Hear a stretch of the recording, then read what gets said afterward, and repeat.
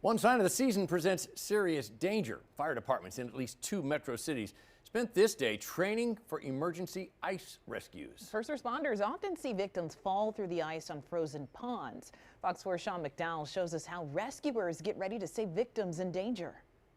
Metro first responders say they don't get many calls about curious parties who've decided to wander out and test frozen ponds like this one in South Lake Park here in Overland Park. However, when those calls come, rescue workers know they have to be sharp, since cold water can cause harmful effects to a victim's body in just seconds. Get your hands on the ice. Overland Park firefighters stage training scenarios like this one, where some of their trainees, wearing a specialized cold water suit, get into a hole in this pond.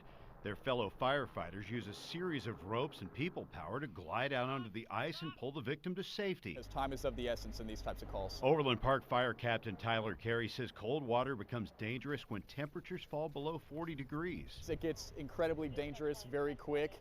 And, the ice can be deceiving. It can look like it's safe to walk on and go out on, and it can, you can fall through in just a couple inches of ice. First responders in Independence also trained for this on Wednesday using a frozen pond inside George Owens Nature Park. You pull yourself out. No. Battalion Chief Eric Michaels says these missions demand a quick response. But hypothermia sets in just within a few minutes of being exposed to water that cold, and it's known to do nerve damage to people's extremities, hands, feet. Chief Michael says those specialized suits keep a first responder as comfortable as they would be in their normal gear.